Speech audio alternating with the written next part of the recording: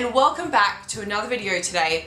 We are going to be talking about Spider-Man Homecoming, which I have been so freaking excited for, and I'm so excited to talk about it with you guys today. So this is going to be a complete spoiler review, so if you have not seen this film, go out and watch it and come back so we can discuss it. I want to say first off that I was really afraid of this new reboot. How many times has Spider-Man been rebooted? It's so painful to watch it go down this plummeting hill and you don't know what's going to happen. But I am happy to say that this was a freaking amazing film, probably one of my favorite in the Marvel Cinematic Universe at the moment, and I would probably rate it a 9 to a 9.5 out of 10. Tom Holland was fantastic as Peter Parker in this movie.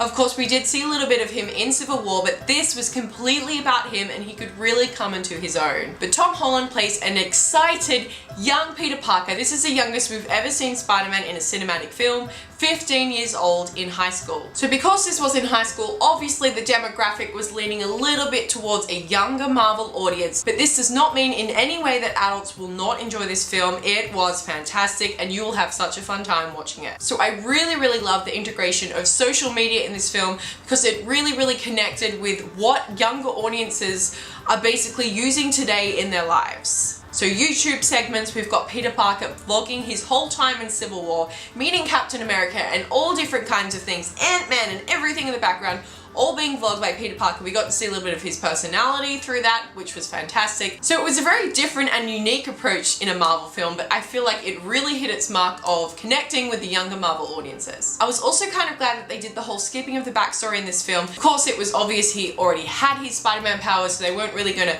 backtrack that much to show what happened. It's just so many times it's been done, and it's always kind of failed. So I think it was kind of nice to have a fresh approach where he's already established and we're just watching him cope with his everyday life. I was also really happy on the level of involvement of Tony Stark and Iron Man in this film. I thought he would be in a lot more in kind of driving Peter extreme, but it actually connected with the plot of this film of Spider-Man stepping away from Tony Stark's influence and doing things on himself, which leads me into the Spider-Man suit. So I really love the Spidey suit in Civil War. I thought it was amazing, but we didn't really get to see the full aspect, the behind the scenes of what the suit could actually do. The suit had an AI, it had all these different levels, that they had web bombs, you have all these different types of things. It almost felt like you were a character in a video game and you could just choose different weapons to use. Though it was kind of fun for about 10 minutes, I got so bored of the Spidey suit and what it could do. After a little while, I just felt like Spider-Man couldn't really, or Peter Parker, he couldn't really develop his own skills. He was relying too much on this suit. But of course, this is a main plot point in the film. I'm so glad they touched upon it. And there is at some point that Tony Stark takes away the spider suit and basically says something like, if you rely too much on the suit, then maybe you shouldn't have it. So I really love that the suit was taken away from him at this point because Peter could kind of go back to his roots and relearn just what it is to be Spider-Man. And relating back to the suit, one more point I want to add, a main power of Spider-Man is his Spidey senses. And with this suit, I feel like it was kind of shielding him from developing those Spidey senses. We could not see in the film at all how his spider senses kind of came into effect. There were actually a lot of points in the film where I feel like his spider sense should have kicked in, but he was kind of unaware that things were happening, which I thought was very un-Spider-Man-like. So I'm a bit unsure where his spidey senses kind of played into this suit. Maybe they were kind of like de-hancing it a little bit. Another moment in the plot I really loved is when he rejected the Avengers. This whole film he was wanting to be an Avenger, he wanted to get back into it, help Tony Stark, be back around, you know, Captain America and all the different characters. That was just his goal the whole film. And then of course when he got his suit taken away, he had to relearn everything and, as I said, kind of find out what it means to be Spider-Man again. When Tony invites him onto the Avengers base, the new base, he kind of rejects him. And I thought that was really good. I'm so glad that they did that because I think Spider-Man kind of needs a little alone time from the aftermath of this film. He needs to go away and kind of learn to be a superhero on his own and not having so much influence around him, which is basically what was happening the whole film. Let's talk about the villain of this film, Michael Keaton as the Vulture, Adrian Toomes. Oh my god. Probably I would have to say maybe he is one of my favorite Marvel villains. There was so many different layers to this particular character. He wasn't just that cardboard cutout of a typical Marvel villain. He had so many different things going on and some very logical reasons into why he was doing it. Of course, the main twist being that he was Liz Allen's father. That one scene when Peter opens the door and there is Michael Keaton standing right there in Liz's house.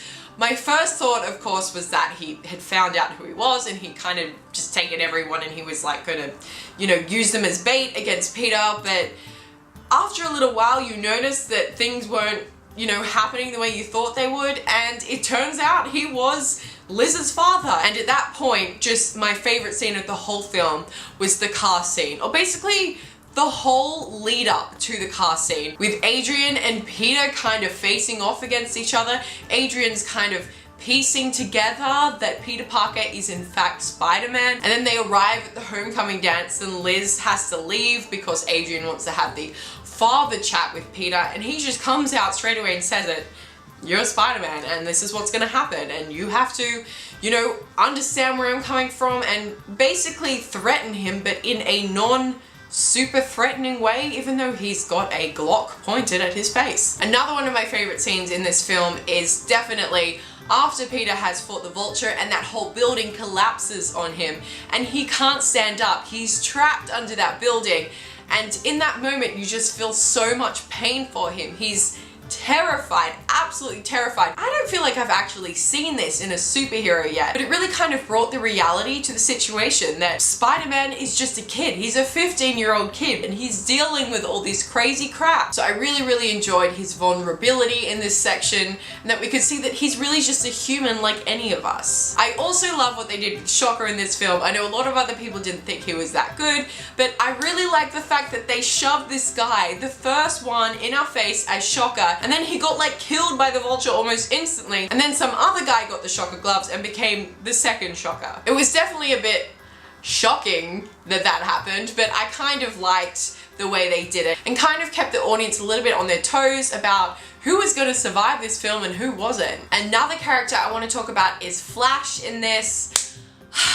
I mean, physically to me, he didn't look like a Flash. He didn't really strike me as a bully, except for his obvious dialogue of bullying. But his look, his presence, nothing really kind of showed threatening to me. It kind of just felt like he was another nerd and basically a dick. And I do understand that this is a little bit of a different Spider-Man universe, so some of the characters are going to be very different and a lot of them are going to be made up, and I feel like they were trying to go in a little bit of a different direction for this Flash, but for me, as a bully, he didn't really stand out that much, as this is Flash.